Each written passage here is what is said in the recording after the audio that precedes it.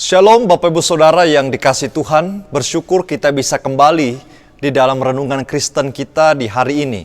Saudara, renungan kita terambil dari Matius 21 ayat 9, dan orang banyak yang berjalan di depan Yesus dan yang mengikutinya dari belakang berseru, katanya, Hosana bagi anak Daud, diberkatilah dia yang datang dalam nama Tuhan, Hosana di tempat yang maha tinggi. Saudara, seorang bos di perusahaan besar tiba-tiba melakukan inspeksi mendadak ke pabriknya untuk melihat kinerja para karyawannya. Di pabrik, ia menemukan seorang pria muda yang tengah bersandar di dekat pintu.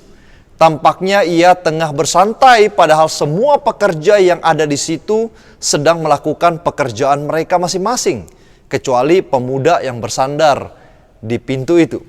Si bos segera menghampiri pemuda itu dan bertanya, berapa gajimu seminggu? Dengan sedikit terkejut, pemuda itu melihat ke arah bos itu dan berkata, sekitar 200.000 gaji saya per minggu. Emang kenapa? Dia bertanya kepada si bos itu. Si bos mengeluarkan dompetnya dan mengambil 4 lembar uang 100.000. Ia lalu mengulurkannya kepada pemuda itu sambil berkata, ini gajimu 2 minggu dan cepat pergi dari sini. Aku tidak ingin melihat kamu lagi, pemalas. Saudara, dengan keterkejutan luar biasa dan juga takut, si pemuda mengambil uang itu dan segera meninggalkan tempat itu tanpa banyak berbicara. Lalu dengan muka berwibawa, si bos itu melihat para stafnya yang sedari tadi memperhatikan adegan bos lagi marah.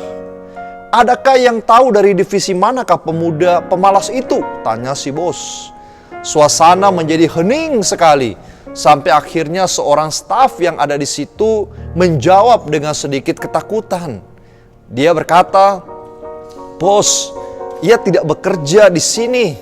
Ia adalah pengantar pizza yang mengantar pesanan bagian personalia. Saudara, hanya gara-gara terlampau emosional, tanpa dilengkapi dengan dasar-dasar yang kuat dan tanpa adanya komunikasi yang benar, si bos telah menderita kerugian sebesar 400.000 akibat keputusan salah yang telah diambilnya dengan pemahaman yang salah. Lalu kemudian dia pun akhirnya bukan rugi saja 400.000 itu, tetapi juga rasa malu di hadapan pegawai-pegawainya. Saudara, peristiwa Minggu Palma adalah peristiwa emosional, sama dengan bos tadi. Banyak sekali orang yang datang menyambut sang raja mereka, tetapi mereka semuanya salah sangka. Pikirnya Yesus akan mengajak mereka terlepas dari belenggu penjajahan Romawi. Yesus akan membentuk sederet atau pasukan-pasukan perang untuk melawan penjajahan Romawi. Dan dia berkata Yesus akan datang membawa pedang, membawa tombak, membawa lembing, peralatan perang yang lainnya dengan kekuatan yang besar untuk menaklukkan Romawi. Saudara, Yesus menjadi laku sekali karena waktu itu ada yang salah di dalam otak mereka. Mereka fokus pada pembebasan raga dari musuh mereka. Mereka yang belum pernah mendengar ajaran Yesus dengan baik akan mengalami salah paham juga terhadap maksud dan tujuan Yesus datang ke dalam dunia. Saking viralnya Yesus, Bapak Ibu Saudara, mungkin ada orang-orang tua, anak-anak, sampai juga ada orang-orang lain yang sedang berbicara, kita akan memiliki pengharapan yang besar. Kita akan lepas dari penjajahan Romawi. Kita akan punya dan punya dan punya itu. Kita punya tanah dan kita begitu bebas bergerak. Saudara yang dikasihi Tuhan, jikalau kita ikut meneriakan Hosana, dia yang datang dalam nama Tuhan, apakah teriakan kita, saudara, kita mengerti makna dan tujuannya? Bahwa Yesus datang sebagai Raja di dalam hidup kita. Lalu kalau Yesus bertahta di dalam hidup kita, apa yang saudara inginkan dari seorang Yesus? Apakah saudara mengikuti Yesus meneriakan dia Raja karena menginginkan berkat-berkatnya saja? Apakah saudara meneriakan dia Raja oleh karena saudara mengikuti orang lain yang ada di kanan saudara, yang ada di kiri saudara, tanpa memahami sebenarnya Yesus itu adalah siapa? Saudara, orang-orang yang berteriak Hosana akhirnya kecewa ketika rupanya Yesus tidak sesuai dengan maksud mereka. Sehingga mereka berkata, salibkan dia, salibkan dia.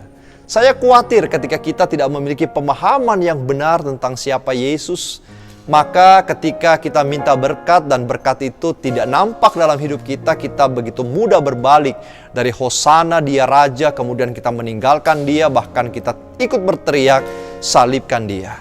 Saudara, ikutlah Yesus dengan tujuan serta maksud yang benar, dengan mengenalnya melalui relasi yang makin hari makin dalam.